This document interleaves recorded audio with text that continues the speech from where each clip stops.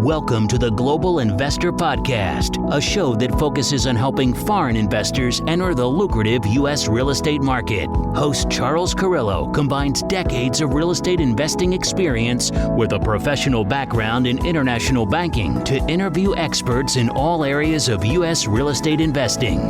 Now, here's your host, Charles Carillo.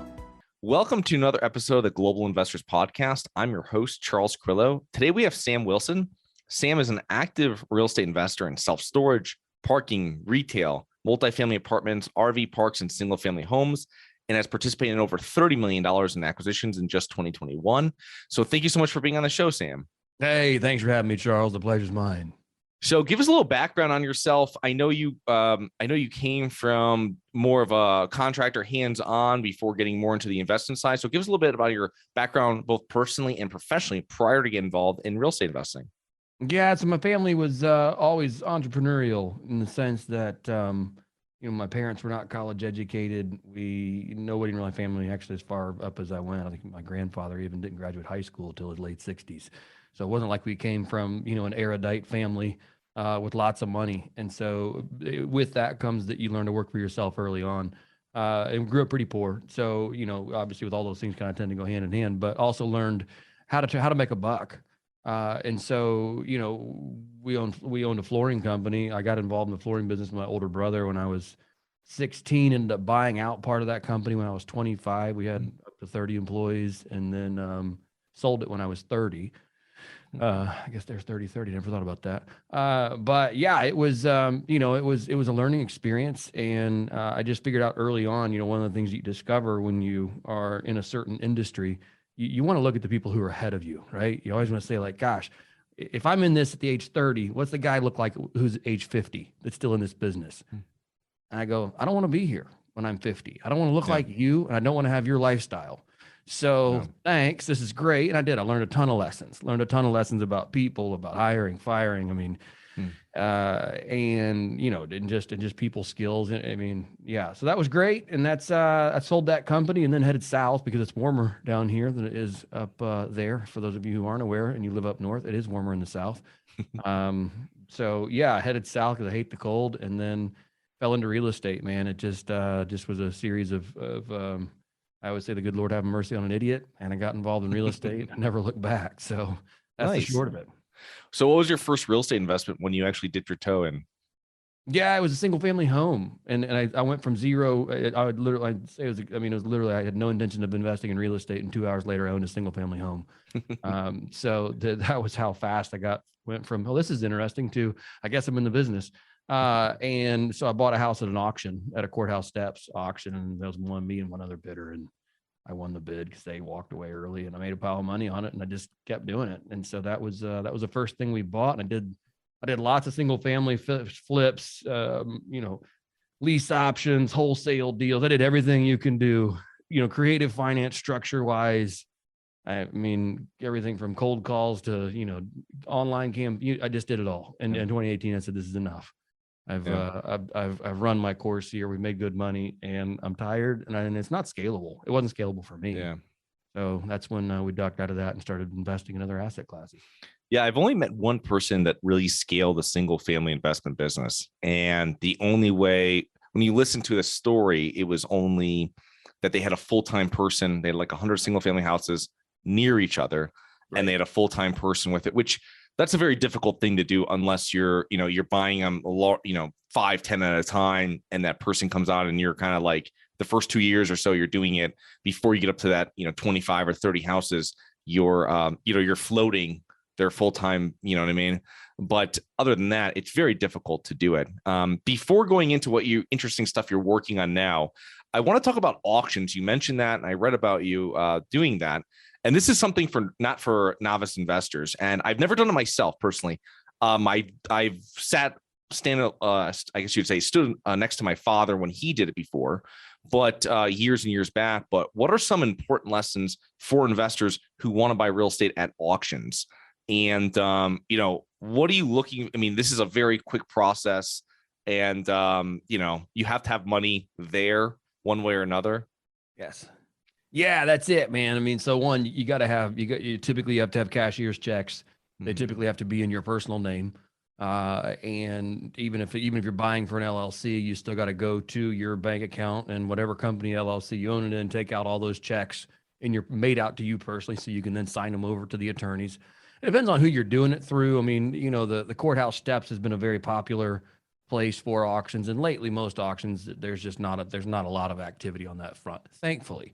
That's while I participated in the foreclosure auction process, it's never good for society as a whole when lots and lots of people are losing their house.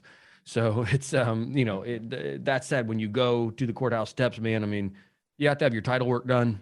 You have to have at least done a preliminary inspection of the outside of the property. And by that, I mean, you drive down the street and you take a look at it from 50 feet away and go, all right, does the place look like it's completely trashed? I mean, you're gambling what's on the inside, typically. Yeah. I mean, and not, there are people who for vacant homes will find their way in.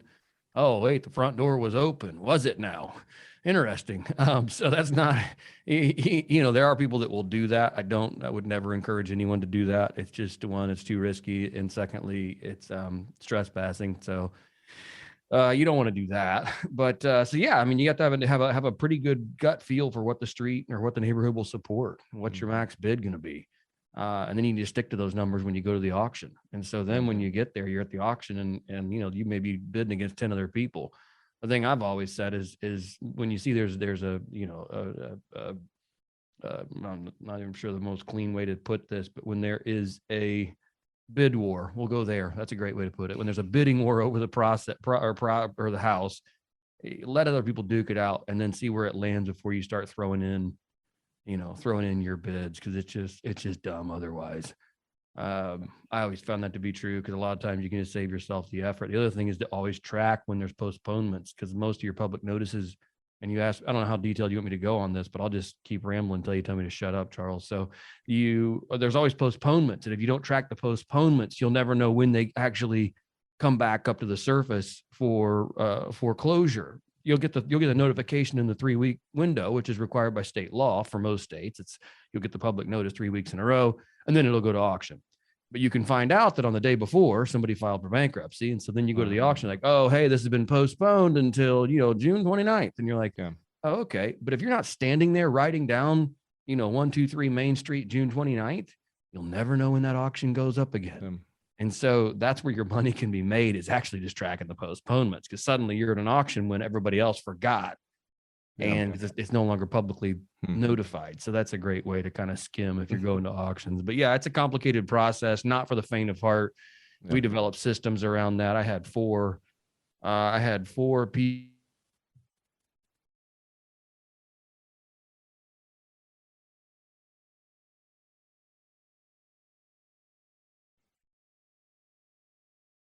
properties. It was a pretty intense process, but again, it wasn't scalable. Lots and lots of money flooded that space. Everybody from BlackRock to more hedge funds, and it was kind of a challenge. So we ducked out of that. Yeah. And I imagine you're not able to see the inside of it. So the old rule of thumb with flipping, 70% after repair value minus your expenses, all that stuff, I imagine you're cutting that even lower because you have no idea. And we used to do stuff like that. I used to do with my father when we'd flip houses, and it was like, just put your numbers at needs new mechanicals, needs new this, needs that. And you're like, you're starting off with like $10,000 of expenses and you have no idea. And then you're later go, oh, we can like salvage this hot water here or whatever it is. Right. You know what I mean? But you have to really, like you said, you have to really have a system in place when you're, doing that. And it's not for the new investor. Not typically. Yeah. And that is funny. I say it's not for the new investor, but that's exactly how I started. I mean, I didn't know how to buy a house outside of a foreclosure auction for the first 4 years of business. Yeah. But that's, we got lucky. I'll just say that we got lucky and didn't skin our knees too many times out of the gate. And that's, again, the good Lord have mercy on an idiot. So wouldn't recommend it. So Sam, what's your firm's current investment strategy and criteria? Because you've really grown out of single family into a number of different interesting commercial real estate classes. Yeah, that's a great question. So we did parking there for a couple of years, which was a lot of fun. That industry really got hammered in COVID. We were lucky in that we were not stuck holding the bag by just the tune of a couple months. on a variety of assets. And so that was really nice to get paid in January of 2020 on some disposition, and then, not be stuck holding anything. Yeah. So that was great. So we quit buying parking. It's coming back in select markets, but that's a very, very targeted investment. It's not even, it's funny. I got an old YouTube channel out there. At one point I was putting some info out there, and I hadn't paid attention because it was on a different LL, not different, but different branding that we were going through at one point. And I forgot about the channel. The other day I found it, and there's like 2,700 subscribers and like 500 comments. I'm like, oh, oops, sorry about that. And I felt obligated to answer the question because there's lots of great questions like, hey, what about this? Because there's only 20 or 30 videos out there. And parking is interesting in that you can be 200 yards away. One could be worth, $1 million, and then a surface lot 200 yards away. It's a true story here in Memphis. It's one of the examples I gave in one of the videos. 200 yards the other direction, I wouldn't give them 15 grand for it. Like it's Really? it's that laser focused on one lot is worth a ton and one lot isn't, because people pay to park wherever it is they want to park. And they're not, if it's just off the wrong corner, off the wrong street by just a couple hundred yards, and suddenly it's a terrible investment. Yeah. So, it's pretty funny. So you want to go look that up. There's some parking videos out there on that. So that was parking.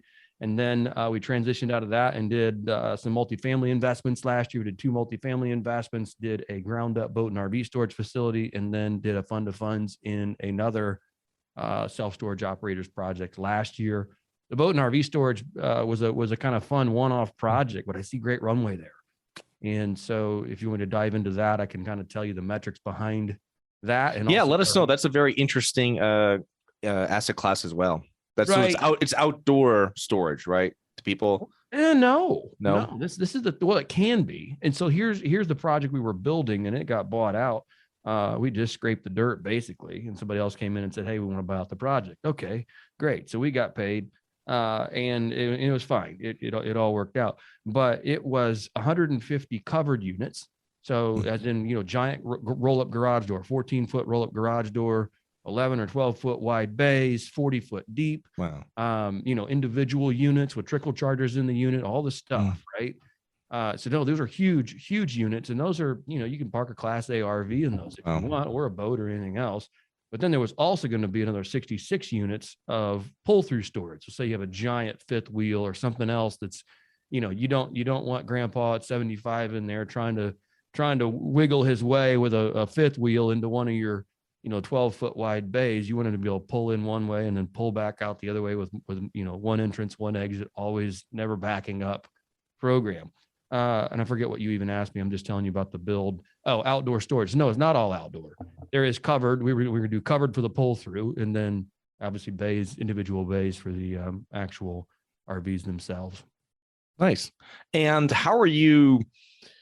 We are looking at a project. We're going back and forth and with one of these owners down here in the Carolinas, and on somebody he's getting out of some mom and pop stuff from self-storage stuff. And we have extra land, and we're like, planning out exactly how we would do it. And we were figuring out that we made more money if we had done smaller self-storage, just regular climate controlled units compared to boat, because everything's really different. You take a lot of room up when you're doing boats, when there's trailers, especially some guy has a 25-foot, bow rider, he's bringing it through. You know what I mean? And a lot of turning, big truck to do it, all kind of stuff. How are you going through, or are the operators you're working with, they're making the decision of what best use per, the amount of space that you have, the acreage there of if you're developing any of these? Yeah. So, this was self-operated. So when you say operator, you talk, these are things we were going to own and operate. And that's one of the beauties of this type of investment, is that it's pretty hands off. There's just not a lot of motion in an RV storage. I own an RV, and luckily I don't have to pay for storage here in Memphis, but it's, I think the thing moves like once every 4 to 6 weeks. So it's not like there's no need for front office or anything like that. But yes, doing layout. You can certainly have, when as part of feasibility studies and things like that, you can bring groups in that will really help you dial in that site plan if you want. On this particular project, we had so much land that it really just didn't. We were just going to make it extra big, and that was the end of it. It was like, well, if you get a 70 or 80 foot wide drive aisle, you ought to be okay. So yeah, that was not a complicated math problem for us, just because again, we had a large tract of land to work with, but that is a problem in that it does require more land. I mean, if you are constrained by the price per acre, yes, you're definitely going to generate potentially more revenue on a square foot basis on just regular climate controlled self-storage. Absolutely. I think your cost to build will be lower on a boat and RV storage facility, just because there's not as many moving pieces to it. But again, with that, it just eats up more land. So you got to figure all that out. Yeah. So you have several different asset classes you work with. And I always like to ask, why not focus on one or two asset classes? And you said you're operating that boat and RV. Are you partnering with any other operators that helps you get into more asset classes without having to be a, expert 100% on that one class, I guess you would say? 100%. Yes, absolutely. And that's one of the things we did last year, or actually at the end of COVID or beginning of COVID, was just like, okay, we shut down parking, and I took 5 or 6 months, and I just said, gosh, what in the world am I going to do next? I mean, really, it was, the world kind of panicked. Luckily, we've got money and time, and it was just like, okay, I just got to figure out what our next steps are. And that was part of it and that's how we took down multifamily deals last year. I just came in on the capital side. I brought a lot of key industry contacts to the table. I made our LPs a ton of money by doing that. So I'm active in the business side of it, but yet I don't have to run the day-to-day deal. And that was key. And so that's one way to do it. Right. And I would recommend that to anybody. Like, if you can go out, use your slice of knowledge that you have and join a GP team, bring some money to the table, and contribute your best, the best parts of the deal you can, do that.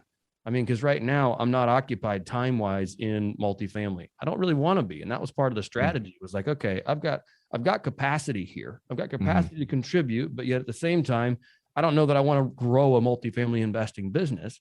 These are good opportunities. I saw, as you probably did too, Charles, 10,000 multifamily opportunities last year. And there were 2 that came to the top that said, I want to put my money in that. And then I also want to get some of my friends' money in that, and we'll bring $1 million per deal, and it'll be great. So that's what we did. And so why not focus? I am focusing. And that was part of the kind of the revelation last year in doing this boat and RV storage facility. It's like, wait, there's a lot of runway here. And I started digging into more metrics and digging into what's going on in the industry.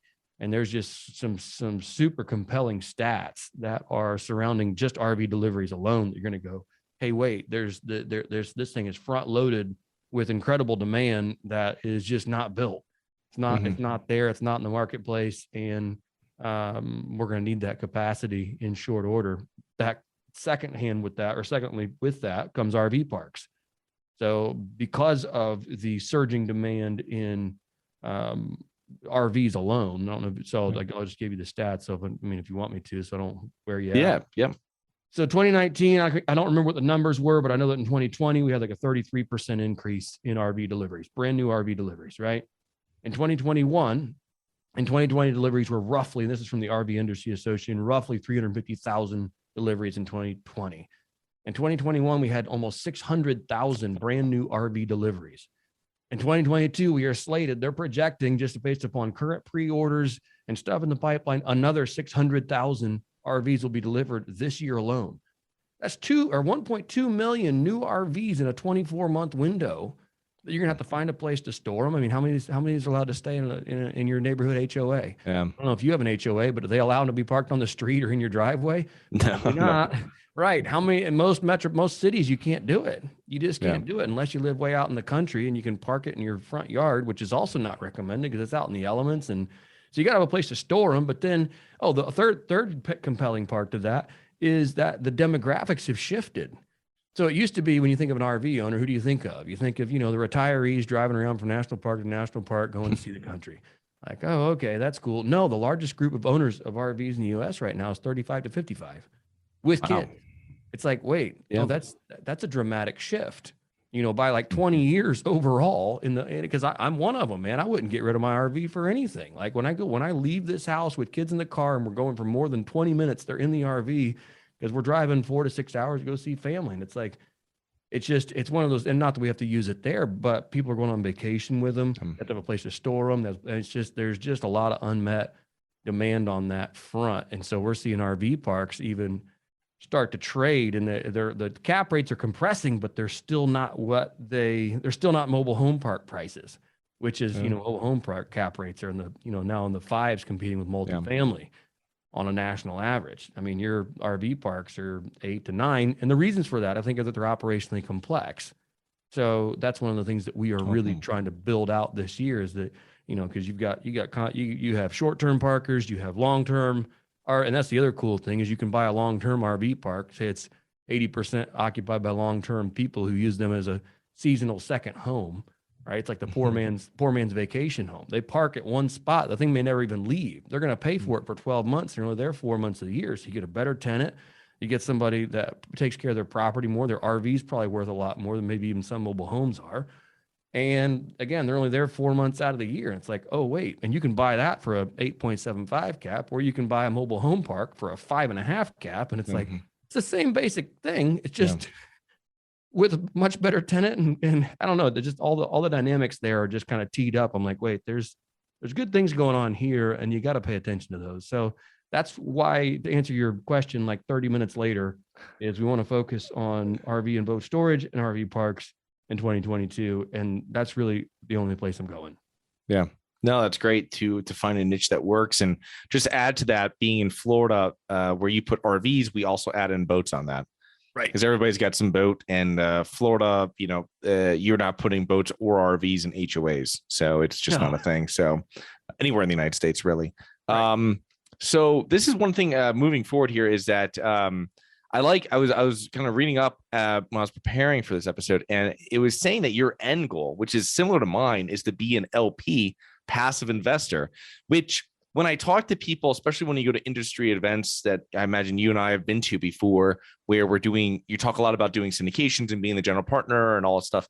But when I've worked before and when we've raised money, especially from family offices, and they're putting in large amounts of money as LPs, and you look back after getting off that call and you're like, wow, that's the best place to be, is in the LP part. And whenever I invest as a limited partner, because I consistently invest as an LP, I find out how easy it is. And for most people, I tell them, listen, this is a much better track for you versus, spend your time in your business, in your profession, and then invest your additional money into passive investments. It's because you become a syndicator. It's another business that you're starting, unless you really love it. But I don't think most people love that. I think they get sold by the passive income. It doesn't really happen. For sure. Yeah, absolutely, man. You gave me $20 million today, and I'd be like, okay, bye. Like I can find a way to put a 7 handle in front of whatever that passive income number is with $20 million a year. And that's plenty of money for me, man. Like, life is short, I love what I do. It's fun, but it's not like, I mean, it's a means to an end. It's the means to an end that's effective. I think it's effective and it's proven. And, with my skill set, it's very possible. So, okay, go do that. But yeah, in 10 years, man, when I'm 50, I would love to be a simple passive investor. And being on the money side also, I think is fun too, because you get to experience a variety of deals without having to do anything other than watch the money come to your bank account, or not if you suck at picking deals.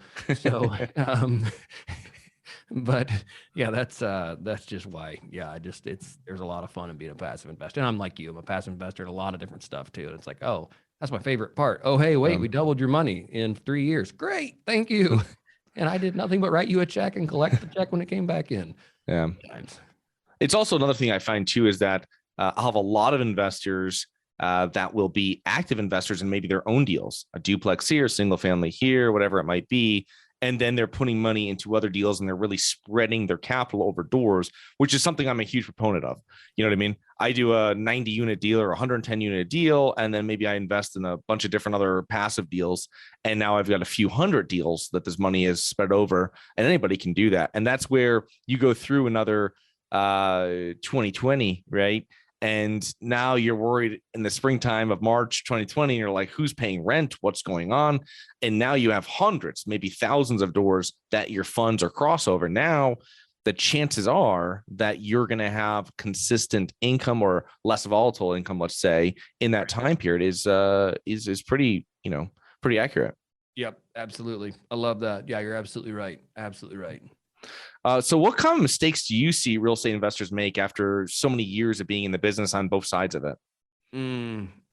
Yeah, on the, you're talking about from the passive or active side? Passive, active, before you even got into real estate investing. I imagine you're dealing with them too. Like, I don't. In these frothy times, you don't see the mistakes aren't as obvious, and I think that's the scary part. In that it's like, oh, I would rewind the tape 14 years and go back to 2008 and say that improper use of debt was a mistake then, and that's the people that got hammered. Improper use of debt, not enough reserves, and that's when they couldn't pay their bills. They lost properties that maybe even as short as 2 years later were worth way more than what they were worth in 2008, and they just couldn't service the note for 24 months. So that is it. That's something I see right now that puts me on edge. Kind of takes my risk meter up. I looked at a deal yesterday. A buddy of mine sent to me because I got some capital right now. I'm looking to deploy, and I'm like, oh, I just bridge debt. No, man, I'm not doing 70s vintage bridge debt anymore. Like that's that's out. That's out for me. Just because I find that to be it's a risky proposition. One, where do interest rates go? Two, I mean, even if you buy an interest rate cap or something else, it just seems tricky. What if, even though you may have a 3-1-1 with 3 years of IO and then 2 more years of extension on that debt, but in 60 months or less, that bridge debt, 10, 20, 30 million bucks is going to have to be paid off by somebody. Hey, where are we going to be in 5 years? I don't know. Can you service the debt in 5 years? I don't know. Like and with inflation, it's one of those things that fixed rate long-term debt in an inflationary environment is a great way not just to protect but grow your wealth. Borrow as much as you can against cash flowing assets, yes, with fixed rate long-term debt. When you get into bridge debt, that's scary for me. So that's scary from the passive side and that's scary from the active side. And unless you have a quick out or something that really is just like bam, bam, bam, we know that we're going to buy this, but in 6 months we can refi with, I mean, I can deal with that, but if we're looking to refi in 3 to 5 years, not my favorite scenario. Yeah. Yeah. It's also the other thing to add on to that is you have a lot of operators that deals won't work. It's one thing if you go bridge debt, but your deal might work with, 10-year debt, agency debt, but then you have people that are now they're really pushing it and going 85% loan to value and getting and now you're getting back into the 06 type stuff. Yes. Where people were just getting crazy to make stuff work and, pushing returns to these crazy amounts. And I mean, 85% loan to value on when you go to refinance it, I mean, and you're going to have cap rates expand, you're going to have all this kind of stuff. So the value of the property is going to drop. So when you're going to do it, they're not going to be refinancing you at 85% loan to value. They're going to be financing you maybe agency 70, 75%. Maybe they'll be refinancing you at 65. You know what I mean? So you have to push dramatic value in that time frame, or I mean, it's just a much riskier thing, as you said it. And I don't think people understand what they're really getting themselves into. Yeah, that's it. That's exactly it. Yeah, and so it becomes your fiduciary responsibility as the general partner to really smell out a lot of those terms and define the things that make for success. And again, for me, I put money in everything we do. And it, I always equate it to the pilot, and I'm a pilot as well, but and I do it just recreationally. But of a pilot of a commercial aircraft, they have a vested interest in making sure that they land safely. I don't really care if the pilot gives a crap about me. I just want them to care about themselves. Yeah. As long as you care about yourself landing safely, I'm good to go, buddy. So that's kind of the way I look at it too, is from an investment standpoint. It's like, I don't like it. I'm not putting anybody else in it. Yeah. That's a good way of putting it. That's a total alignment of interest. Right. Total alignment of interest, a vested interest in seeing that we all land safely. Yes, yeah. do. So what do you think are the main factors that have contributed to your success, Sam? Oh man, that's an interesting question. Geez, I just keeping going. I can write a book on how to fail, and that's I think a lot of people can write that book. And it's it's being hungry and keep going. I mean, that's it. Don't stop. I mean, that's it. You just put your head down and keep going. And that's I don't know how else to put it. all I've ever known. It's just keep moving, man. That's it. Yeah. So how can our listeners learn more about you and your business, Sam? Yeah, two ways. One, come listen to the podcast, How to Scale Commercial Real Estate. It's a daily real estate show. Interview great guys like you, Charles, and have lots of fun doing that. So that's the first way. Second way is, there's a guide I put together on our website. It's called How to Vet a Deal in 10 Minutes. So if you go to Bricken, BRICKEN, investmentgroup.com /guide. Yeah, I think it's /guide. Anyway, /guide. It's a guide on how to vet a deal in 10 minutes, which I spent a lot of time early on monkeying around with trying to figure out how to vet deals. And you'd get a deal across your desk and, I'm new in the business and I'm like, oh, that's interesting. 3 hours later, you've done your homework on the city. You've talked to this, you've talked to that. And then in the end, you're like, I don't think that deal's for me. And you're like, crap, well, there went 3 hours. And then you do it again. You do it again 100 times. So you're like, okay, this is getting stupid. So I put together a guide that literally will help you define your criteria and go, okay, 10 minutes later, yes, no, investigate further. And you should be able to move on forward pretty accurately with that guide. So find that at brickeninvestmentgroup.com /guide. Join our investor club, whatever it is. Reach out to me on my cell phone if you'd like. That's 901-500-6191. That is my direct phone number. Again, 901-500-6191. Okay, awesome. I will put the links to everything in your website into the show notes. And that guide is readily available all over the website, especially the Investor Club. I was just reviewing it yesterday. So make sure you check that out. And thank you so much for coming on today, Sam. And looking forward to touching base with you here in the near future. Thank you, Charles. Appreciate the time. I'll talk to you soon. Hi guys, it's Charles from the Global Investors Podcast. I hope you enjoyed the show. If you're interested in getting involved with real estate, but you don't know where to begin, set up a free 30-minute strategy call with me at schedulecharles.com. That's schedulecharles.com. Thank you. Thank you for listening to the Global Investor Podcast. If you like the show, be sure to subscribe on iTunes or Google Play to get new weekly episodes. For more resources and to receive our newsletter, please visit globalinvestorpodcast.com. And don't forget to join us next week for another episode.